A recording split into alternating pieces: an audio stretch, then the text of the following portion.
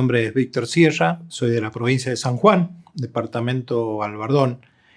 Fui conscripto clase 62 y participé de la recuperación de las Islas Georgias del Sur en 1982, estando en el Batallón 1 de Infantería de Marina.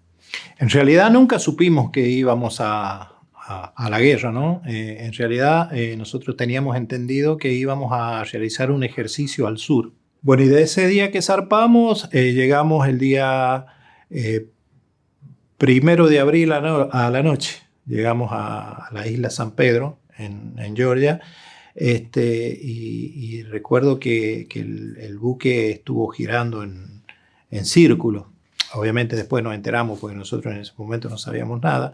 Estuvimos girando en círculo hasta que al día siguiente a la mañana hicimos transbordo al buque polar Bahía Paraíso.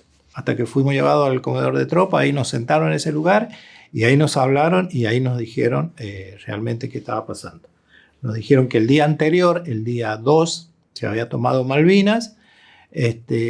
Y ese mismo día, nosotros a la mañana debíamos recuperar las Islas Georgias.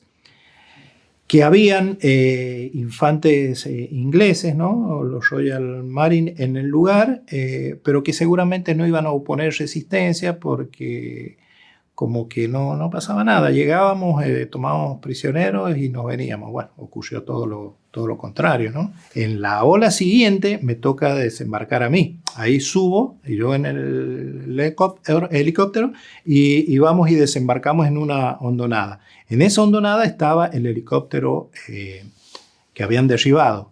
Y ahí caen los dos primeros conscriptos argentinos caídos en la guerra de Malvinas, que fue Mario Almonacid y Néstor Águila.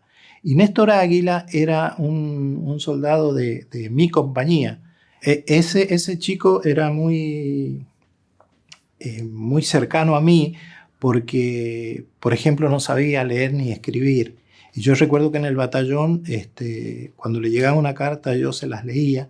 Entonces, cuando yo supe o me enteré que era él, obviamente que me generó una gran tristeza, una angustia, una cosa así, pero bueno, el momento no daba como para quedarse a pensar en eso, ¿no? De inmediato siguió la acción. Yo me acuerdo que había un cabo así en un alto de esas hondonadas que habían, y yo me desembarco, nos tirábamos del helicóptero, caíamos a esa hondonada. Entonces lo vi yo al cabo que tenía un hilo de sangre por acá, y yo pregunté qué pasó, y él me dijo, no, quédate tranquilo, fue una esquirla, me dijo, ¿viste? Y en ese momento ya había intercambio de disparos, ¿viste? Y se sentían, o sea, hay un eco muy pronunciado ahí en la isla porque todo es muy silencioso. Entonces cuando había un disparo, uno sabía dónde era, se sentía un eco allá, hacía la vuelta por todos lados y no sabíamos. Entonces cuando yo iba subiendo hasta donde estaba el cabo, dijo, hay que disparar allá. Bueno, este combate, no sé, habrán pasado 2 horas, 2 horas y media, o quizás 3, hasta que nos dieron la orden de alto el fuego, y ya vimos que los soldados ingleses levantaban banderitas blancas, cosas blancas, yo no sé qué es lo que era, pero era blanco. Entonces dijeron que se estaban rindiendo y empezaron a bajar por esa montañita así para abajo con la banderita blanca. Pero después de eso, en Georgia ya quedamos nosotros en custodia de la isla. O sea, éramos todos argentinos. Y bueno, y ahí iban cambiando guardias hasta el otro día en la mañana, que ya directamente se empezó a trabajar en lo que viene a ser la defensa, diríamos, de la isla. Porque ya empezábamos a decirnos, bueno, en tal, por ejemplo, Mortero tenía un lugar designado, ese va a ser el lugar de Mortero, que hay que hacer un pozo de zorro para el Mortero. Entonces había que cavar un pozo redondo, similar al pozo de zorro de un soldado, nada más que más grande, porque va el mortero dentro de ese pozo, más los 4, éramos 4 en esa época, el grupo de morteros, ¿no? Bueno, así como hacíamos nosotros, en los distintos lugares de la isla estaban los demás. En otra zona estaban los nidos de ametralladora, que eran 2 ametralladoras. En otros lugares los de comunicación. Obviamente esperando la llegada inminente de ellos, porque sabemos que en algún momento volvían. Era inminente que ya estaban ahí. Y bueno, y de ahí ya quedamos ahí porque volvieron ellos y empezaron a bombardear. Y yo recuerdo que empezaron a bombardear toda la isla, ¿viste? Bombardearon desde un lugar que uno no veía, sino que sentíamos el estruendo, el movimiento del piso. Y después nos dábamos cuenta que atrás de esa media luna que yo te digo estaban las fragatas que ellos, el apoyo que ellos tenían, entonces disparaban hacia el frente, que después también yo lo he aprendido, que le llaman que es como un ablandamiento de costa, que le llaman que bombardean y destruyen todo lo que hay ahí, después venían los helicópteros y desembarcaban ingleses, ¿no es cierto? Había un helicóptero que se posaba bien arriba de nuestro y de ahí disparaba hacia los pozos nuestros. Y nosotros disparábamos, lo único que teníamos para disparar era el FAL, porque el mortero no podíamos disparar el helicóptero con el mortero, entonces con el FAL disparábamos. Y los FAL que teníamos nosotros, por ejemplo el mío y los de mis compañeros, se trababan.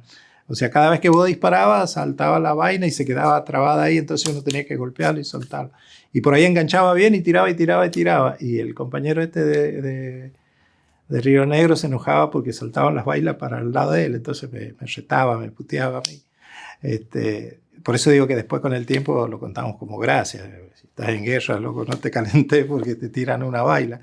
Y de ahí sí podíamos observar que de los helicópteros desembarcaban soldados de verde, muchísimo, muchísimo. Y nosotros decíamos, sí, pero nosotros somos tan pocos, ¿y qué hacemos? Y seguíamos disparando no sé, ¿a qué? Porque seguramente no estaban al alcance nuestro. Y yo recuerdo que pedían a través de la radio el apoyo de la Fuerza Aérea y nunca llegó el apoyo. No sé si lo tomaron o no lo tomaron el pedido, pero nunca llegó. Bueno, y ese combate se sostiene hasta tipo, no sé, ponerle 1, 2 de la tarde, que ya no había nada para hacer porque cada vez estaban más cerca y yo recuerdo que ahí recibimos la orden de rendirnos. Y ahí entra una parte muy emotiva, por lo menos en lo personal, que fue cuando veníamos bajando nosotros de las posiciones y nos reúnen en la parte más baja, diríamos, de esa calle, de esa isla, y entonces empiezan a acercarse los helicópteros de ellos para desembarcar gente y todo el mundo hacíamos señas que no, porque, bueno, anteriormente se había hecho un trabajo de minado de toda la playa, ¿viste? Estaba todo minado, todo. Entonces nadie quería que se asentaran ahí, qué sé yo, bueno, hasta que el oficial a cargo sale y explica y qué sé yo, bueno, entonces nos reunieron a todos y ahí estuvimos sentados un rato hasta que bajaron ellos, ¿no? Y ese es el momento más emotivo que yo me refiero, que fue cuando tuvimos que arriar nuestro pabellón. Eso en realidad por lo menos a mí, yo creo que a la gran mayoría nos marcó muchísimo, porque tuvimos que bajar nuestra bandera y yo recuerdo que cantamos el himno y gritamos 3 veces Viva la Patria y nos quebramos todos. Eso fue lo más, diríamos que me marcó después de mucho tiempo, siempre que lo recuerdo como que me corren cosas adentro. Yo tuve como un periodo de amnesia voluntaria, diríamos, durante 10 años. Durante 10 años después de la guerra yo nunca hablé nada, no me gustaba hablar, no quería contar nada. Y hasta que, bueno, un día, no sé, yo digo que Dios es muy generoso con uno, ¿no? Y a veces te pone en un lugar y por algo te pone. Hasta que un día yo fui al centro de veteranos, al CEA, que es nuestro centro que nos nuclea, y mi vida ha estado relacionada a partir de ese momento con Malvinas, todo el tiempo. Y tiene que ver con eso, con Malvinas, porque a través de trabajar para los veteranos, en el 2005 se crea los lugares, en cada provincia del país se crea una oficina para veteranos, para que trate y se dedique un veterano exclusivamente a la obra social de PAMI Veteranos.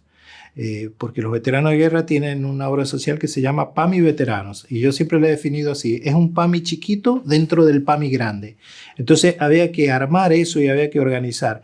Entonces designaron uno o dos representantes según la cantidad de afiliados que tenían en la provincia para trabajar en PAMI para los veteranos. Entonces, ¿qué hubo que hacer? Ahí tuve la posibilidad de ingresar como referente en San Juan y trabajar para los veteranos hasta el 2017 que me jubilé. Por eso digo que todo ha estado relacionado con Malvinas. O sea, toda mi vida yo siempre decía desayuno, almuerzo y ceno Malvinas.